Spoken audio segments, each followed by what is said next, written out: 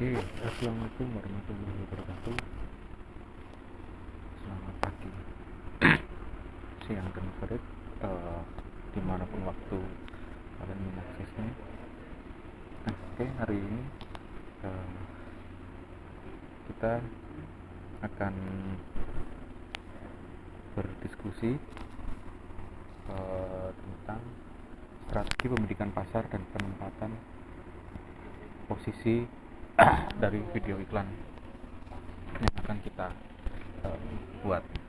Oke, sebelumnya saya mau off kamera dulu biar tidak mengganggu layar presentasinya.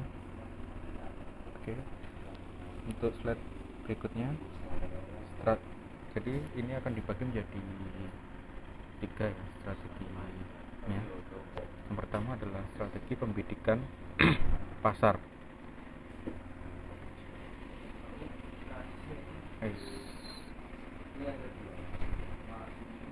Strategi pembidikan pasar yang pertama adalah konsentrasi segmentasi tunggal. Jadi kebanyakan perusahaan lebih mudah mendapatkan pengetahuan tentang kebutuhan segmen apa yang akan mereka bidik dan meraih posisi pasar yang kuat dalam segmen dengan konsentrasi pada segmen tunggal. Jadi semacam ada identitas yang lebih kuat ketika mereka mengambil segmen tunggal, karena cuma satu yang digarap gitu, nggak banyak. Jadi kelebihan itu. Kemudian perusahaan juga akan lebih ekonomis dalam melakukan spesialisasi produksinya, juga distribusinya, tak lebih juga di ranah promosinya. Ya itu ya bagian dari kita yang akan kita buat untuk iklan itu sendiri, bagaimana memperkenalkan produk itu sendiri. Nah, segmentasi tunggal ini saya kasih contoh brand mobil VW ya, Volkswagen, yang membidik konsentrasi pangsa pasar mobil kecil. Ini dulu sebelum sekitar awal-awal ataupun sampai tahun 2011 kalau nggak salah, Volkswagen ini masih berorientasi pada pembuatan mobil kecil. Kalau sekarang dia lebih meluas pasar, tapi kita membicarakan tentang contoh konsentrasi segmen tunggal yang dulu pernah digarap oleh Volkswagen ini.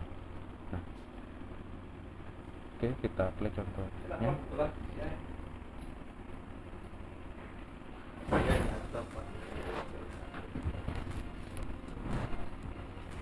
Oke.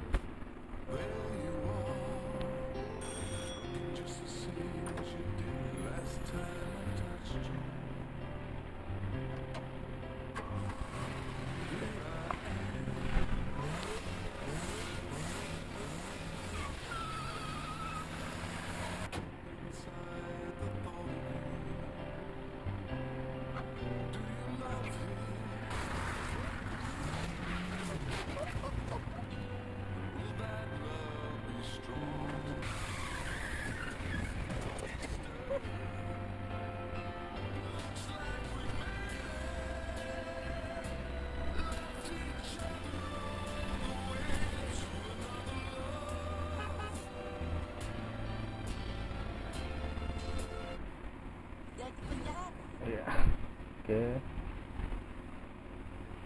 Itu tadi untuk Volkswagen ya. Saya akan lihat kan awal-awalnya si Volkswagen memang dia bermain di segmen tunggal, dia bermain di produk mobil-mobil kecil.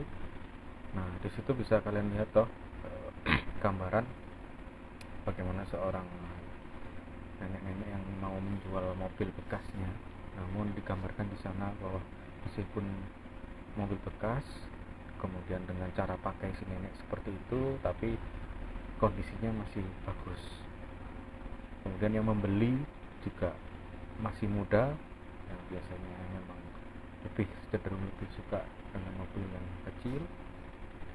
Ya itu tadi yang saya bilang bahwa memang dia bermain di segmen tunggal. Jadi si perusahaan itu memang lebih mudah untuk menggarap selain menentukan promosi, kemudian produksi dan spesialisasinya.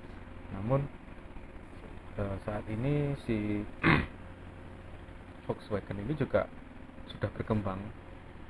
Dia mulai memproduksi produk mobil-mobil yang besar dengan kebutuhan-kebutuhan yang lebih luas. Jadi mereka pun akhirnya mengubah juga secara image dan bagaimana cara dia memilih segmen video iklannya.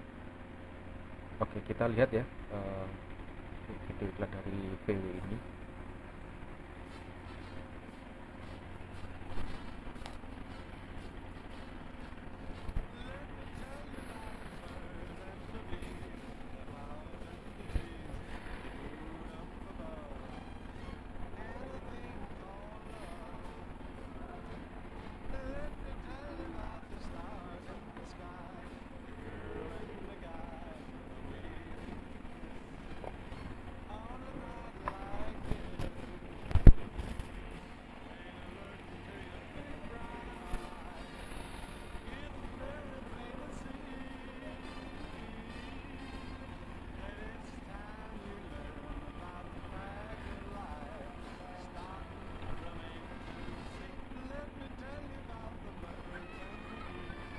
Life's as big as you make it. Introducing the all-new 7-seater Volkswagen Atlas.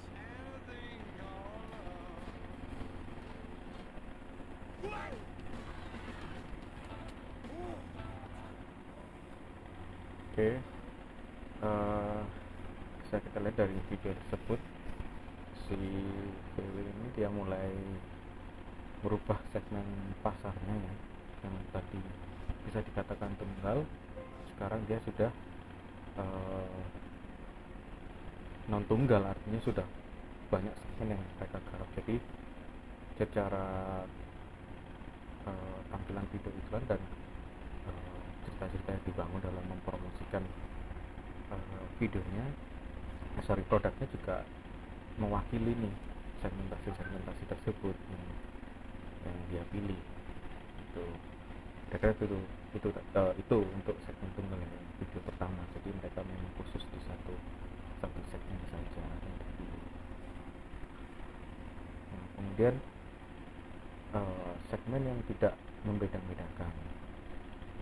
Nah, ini pemasar atau marketing, dia membidik pasar untuk seluruh pelanggan dengan semua produk yang mereka butuhkan. Jadi perusahaan itu mengabaikan perbedaan segmen tadi dan meraih seluruh pasar dengan satu penawaran pasar itu sendiri.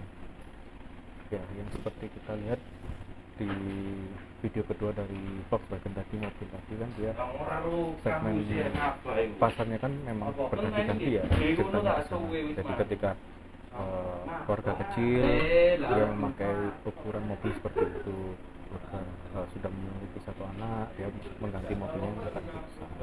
Nah, kira-kira seperti itu. Jadi dia menggarap seluruh segmen yang ingin mereka raih, hanya satu segmen yang seperti pertama tadi untuk anak muda dan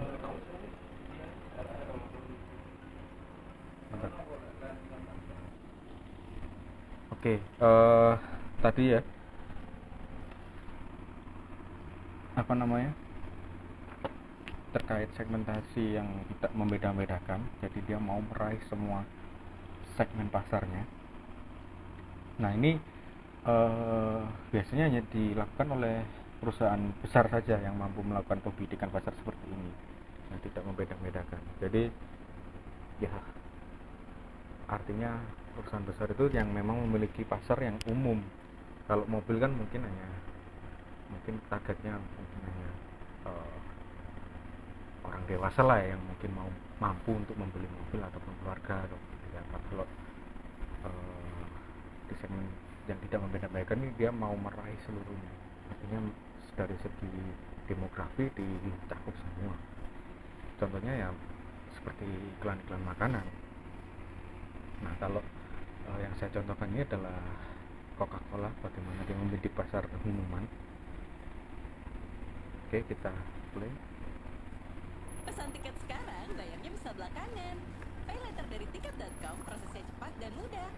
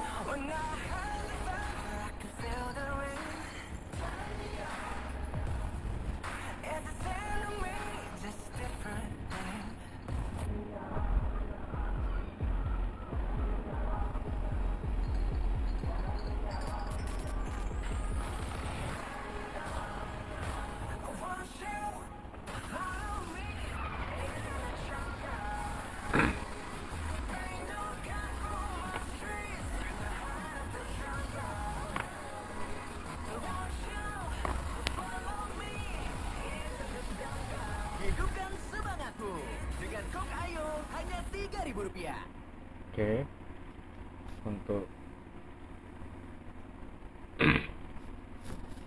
segmentasi tidak membedakan, dia jadi ingin merangkul ataupun mencakup seluruh segmen ya.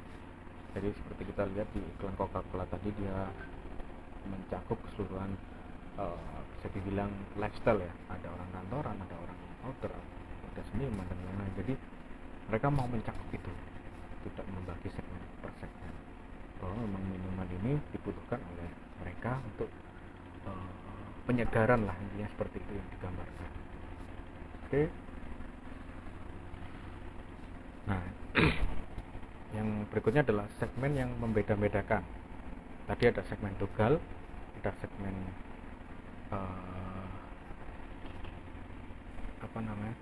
all, yang tidak membeda-bedakan.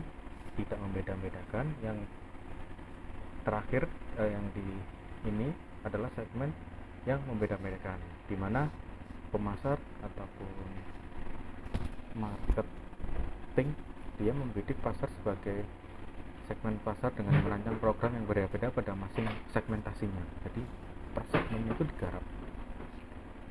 Kalau Coca-Cola kan tadi satu video iklan dia bisa merangkul semuanya ya. Nah, untuk yang ini adalah dia lebih spesifik gitu ya, khususkan merancang program yang berbeda-beda pada masing-masing segmentasinya. Kemudian pembidikan pasar ini lebih ambisius daripada pemasaran dengan konsentrasi pasar tunggal, karena dia akan memberikan peluang perusahaan mencapai cakupan pasar yang lebih luas. Artinya dia akan mencakup seluruh pasar di segmentasi tertentu, yang akhirnya dia ada penggarapan di pengkhususan itu sendiri. Contoh yang paling enak ya, yang paling bagus ini adalah contoh dari perusahaan Unilever. Dia membidik pasar perawatan pribadi dengan Axe, Lux, Rexona, Dove, Pond's, dan Signal dan Sunsilk ya. Kalian pasti tahu bagaimana dia membedakan segmentasi dari produk-produk mereka tersebut, sehingga video iklan mereka juga akan bervariasi, tidak dijadikan satu, karena ada beberapa sub brand yang mereka garap yang memiliki segmentasi berbeda. Oke, kita lihat contohnya. Siap ya? Pori-pori besar bikin kamu nggak pede. Baru Bulk Serum Web Foam, busanya melimpah, busa web 5 kali lebih kecil, membersihkan ke dalam pori dan menutrisi dengan kolagen serum, kulit tampak poreless dan glowing.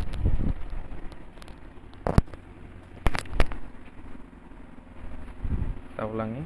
Siap ya? Pori-pori besar bikin kamu nggak pede. Baru Bulk Serum Web Foam, busanya melimpah, busa web 5 kali lebih kecil, membersihkan ke dalam pori dan menutrisi Kuliah. dengan kolagen serum, kulit tampak poreless dan glowing.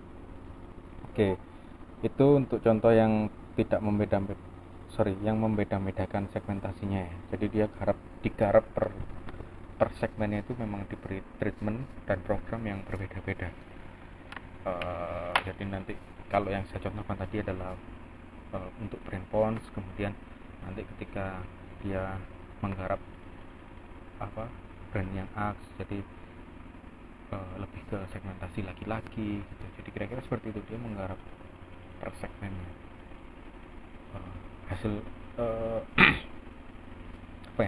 hasil yang diharapkan itu juga sama dengan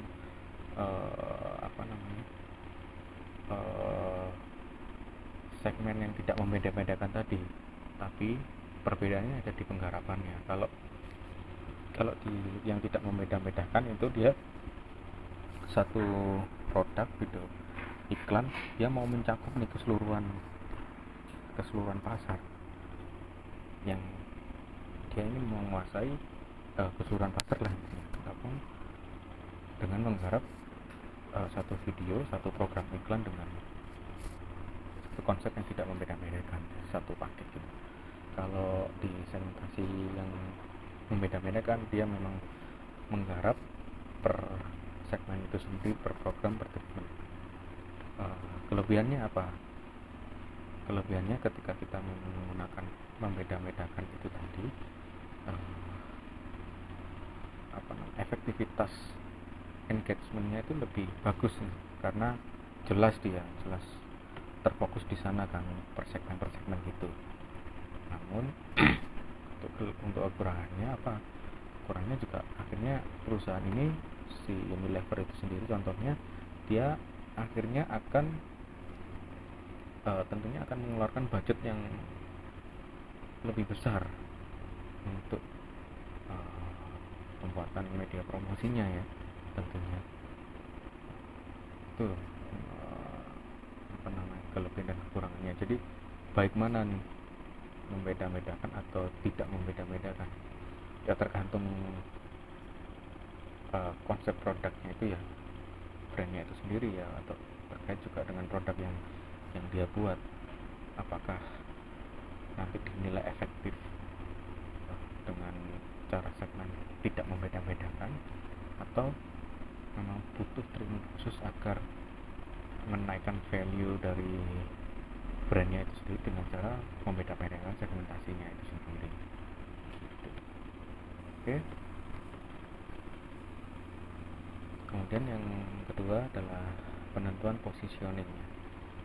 Nah, pengertian penentuan posisi ini adalah tindakan untuk merancang citra, image perusahaan, serta nilai yang ditawarkan sehingga pelanggan dalam suatu segmen tadi mampu memahami dan menghargai kedudukan perusahaan dalam kaitannya dengan pesaing. Jadi sudah jelas ya di situ. Setiap kita mau suatu produk ataupun suatu perusahaan pasti ada pesaingnya nih. Nah, kita perlu penegasan atau citra, image, posisi kita ada di mana nih dari pesaing kita. Apakah kita mau menang di value-nya, atau mau menang di harga yang murah, atau apa gitu. Kita perlu menentukan nih positioningnya seperti apa. Nah, tugas dari penentuan positioning ini terdiri dari 3 langkah. Yang pertama adalah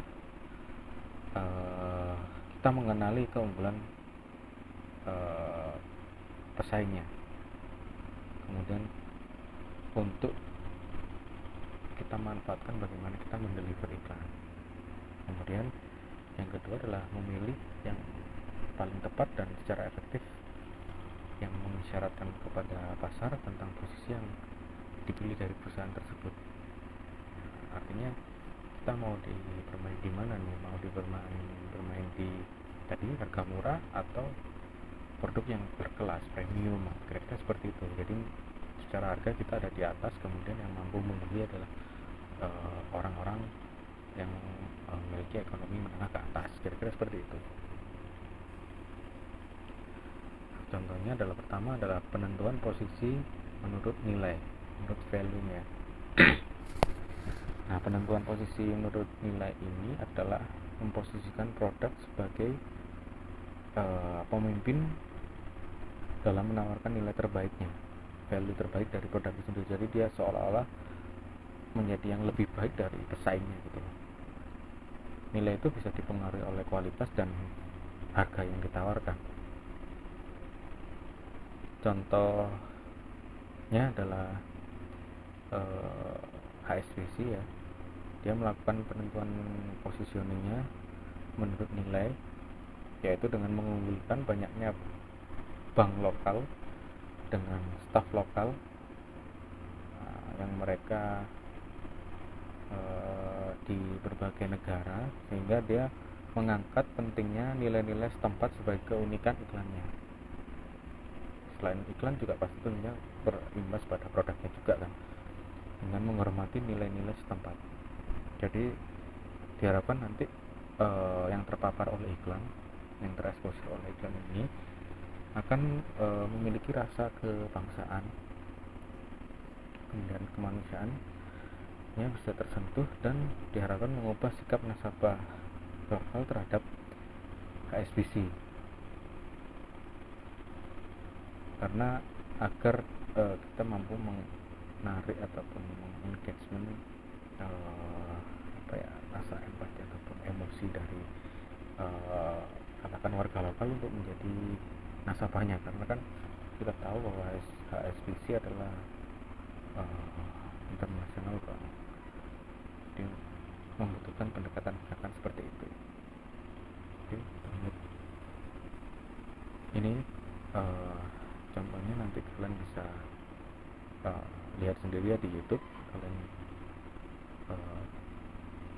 klik linknya karena nanti PowerPoint akan saya bagi untuk mempersingkat waktu. Kemudian penentuan positioning menurut pesaing. Jadi penentuan posisi menurut pesaing adalah memposisikan produk sebagai yang terbaik dibanding pesaingnya. Jadi keunggulan, jadi kayak semacam